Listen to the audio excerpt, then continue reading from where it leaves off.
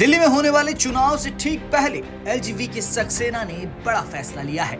दिल्ली के एलजी साहब ने आर्थिक रूप से कमजोर वर्गों यानी इकोनॉमिकली वीकर सेक्शन और वंचित समूह के छात्रों के लिए वार्षिक आय की सीमा को बढ़ाकर 2.5 लाख रुपए से 5 लाख रुपए करने की मंजूरी दी है।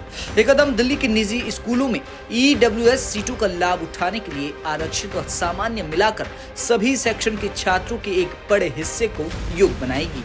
सोमवार 30 दिसंबर को जारी राजनिवास की अधिसूचना के अनुसार इस कदम से ज्यादा छात्रों को फायदा मिलेगा जिनके माता पिता आर्थिक रूप से कमजोर वर्ग के तहत आते हैं। बता दें कि दिल्ली हाई कोर्ट ने 5 दिसंबर 2023 को अपने आदेश में दिल्ली सरकार से आय सीमा को 1 लाख रुपए से बढ़ाकर 5 लाख रुपए करने का निर्देश दिया था।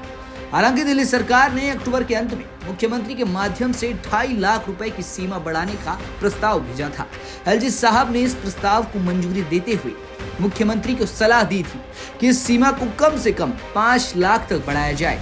इसके बाद 13 नवंबर को हाई कोर्ट ने अपने आदेश में कहा कि उसके पुराने आदेशों का पालन नहीं किया गया है, जिसके बाद दिल्ली सरकार को फिर से सीमा को 2.5 लाख रुपए से बढ़ाकर 5 लाख रुपए करने और एलजी की मंजूरी के लिए भेजना पड़ा। दिल्ली के उपराज्यपाल वीके सक्सेना ने नवंबर महीने में चिट्ठी लिखकर दिल्ली की आप सरकार से निजी स्कूलों में खाली सीटों और उच्च न्यूनतम मजदूरी के मद्देनजर ईडब्ल्यूएस श्रेणी में प्रवेश के लिए आय सीमा 1 लाख रुपए से बढ़ाकर 5 लाख रुपए करने की सिफारिश की थी।